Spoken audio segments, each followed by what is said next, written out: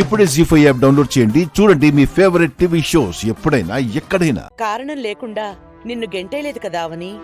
కానీ చివరికి నా తప్పు లేదని నిరూపించుకుని తిరిగి మీరు పిలిపించుకున్నట్టు చేసుకున్నాను కదత్తయ్య. కావ్య, నువ్వు కూడా అంత ఓపికతో ఉండాలి. ఈ క్లాసు కావ్యకి ఒక్కదానికిలా లేదు, మన అందరికీ అన్నట్టుంది.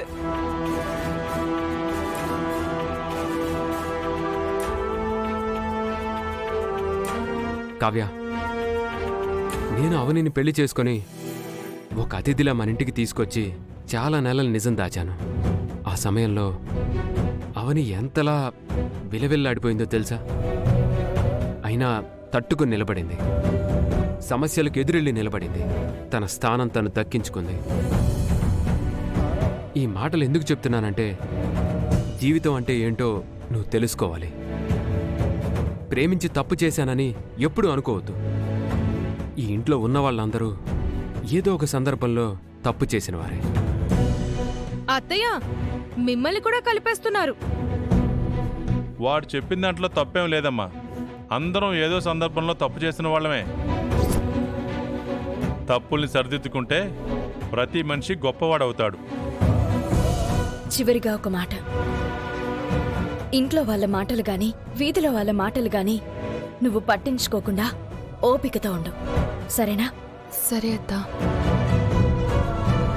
తిను.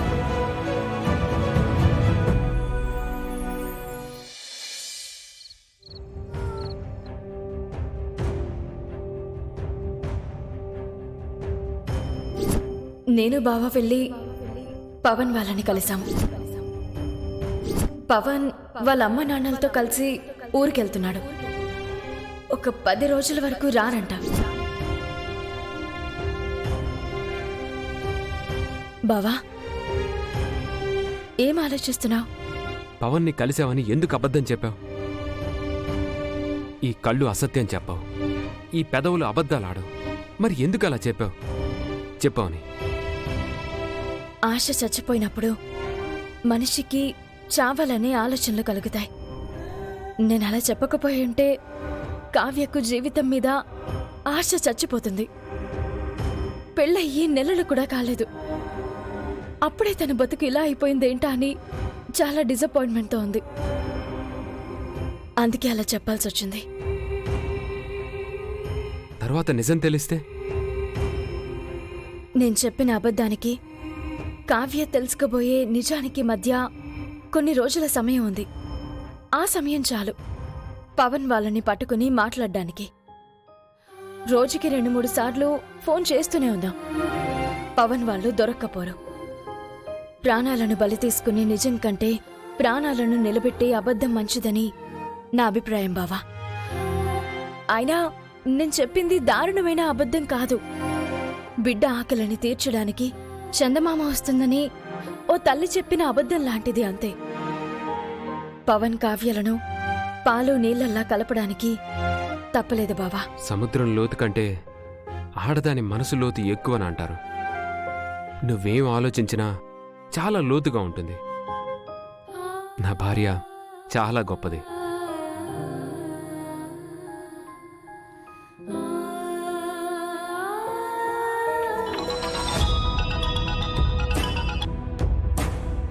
చెప్పవని. మా కులదైవమైన అన్నపూర్ణాదేవి విగ్రహాన్ని తీసుకువెళ్లిన ఆ ఫారినర్స్ చనిపోయారంటక్కా.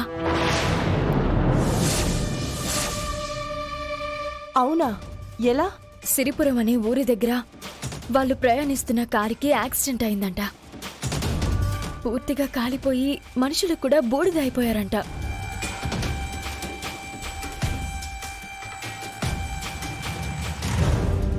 పేపర్లో వేశారు. చాలా దారుణమైన యాక్సిడెంట్ అక్క.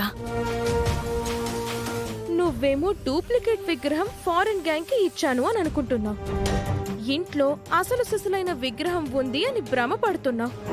ఒరిజినల్ వాళ్ళు తీసుకుని వెళ్లడం వల్లనే వాళ్ళు పైకి పోయారవని. ఈ విషయం నీకు తెలిసిందంటే నీ గుండె ఆగిపోతుంది. అక్క, వాళ్ళంత పెద్ద ప్రమాదానికి ఎందుకు గురయ్యారో తెలుసా? వాళ్ళు మా కులదైవమైన అసలు అమ్మవారిని తీసుకెళ్లారు కాబట్టి.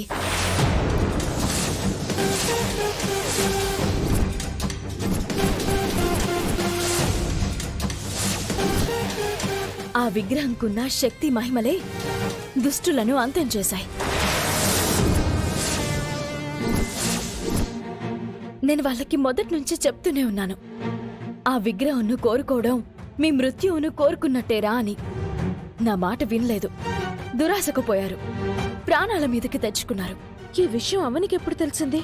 ఎలా తెలిసింది? జంగమదేవర గుడిలో కలిసి ఏదైతే చెప్పారో అలాగే జరిగింది.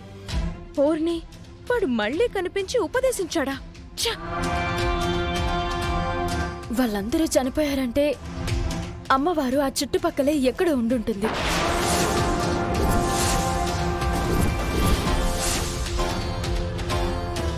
ఈ పాటికి ఆ విగ్రహం ఎవరో ఒకరి చేతికి అందేసుంటుందవని. సామాన్యులు అమ్మవారిని అంత తొందరగా తీసుకుని వెళ్ళి ఇంట్లో దాచుకోలేరక్క. ఎవరికైనా దొరుకున్నా, పోలీసులకు దొరుకున్నా పేపర్లో వచ్చిండేది కదా. అమ్మవారు అంత సులువుగా ఎవరి దగ్గరికి పోదు. అంత ధైర్యంగా ఎవరూ ముట్టుకోలేరు కూడా. అందుకు అమ్మవారి అనుగ్రహం ఉండాలి. ఇప్పుడేం చేద్దామనుకుంటున్నావు? నేను వెంటనే సిరిపురంకి బయలుదేరతాను.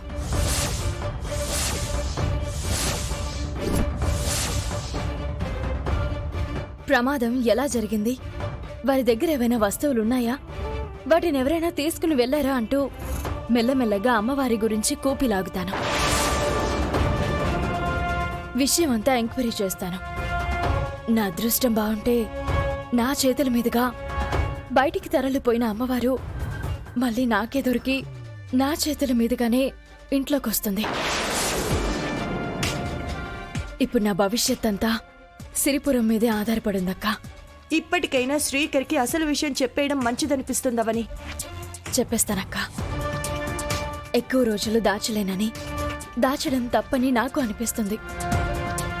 సిరిపురం నుంచి వచ్చిన తర్వాత ఖచ్చితంగా చెప్పేస్తాను. నువ్వెక్కడికి వెళ్తున్నావని అడుగుతాడు. మరి ఇప్పుడేం చెప్తావు? నీ దగ్గరికని చెప్తాను. రిస్క్ చేస్తున్నావేమో అవని. జన్మకు సరిపడేంత రిస్క్ ఎప్పుడో చేసేసాను. నిండా మునిగిపోయాను. ఇంక తప్పదక్క, ముందడుగు వేయాల్సిందే. శ్రీకర్కి చెప్పుకోవడం వల్ల నీకు మంచి తోడు దొరుకుతుంది కదా. అలాంటి ప్రయత్నాలు చేసి తన మాటల్ని బట్టి ఆగిపోవాల్సి వస్తుంది. చెప్పాల్సిన సమయం వచ్చిందనుకుంటున్నాను. కాకపోతే అది నేను అటు నుంచి వచ్చిన తర్వాతే. ఇక నేను బయలుదేరతానక్క.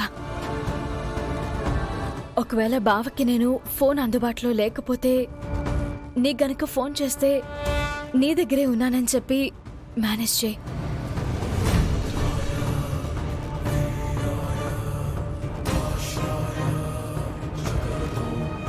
జీ5 యాప్ డౌన్లోడ్ చేసి అన్ని ఎపిసోడ్స్ పూర్తి ఉచితంగా చూడండి.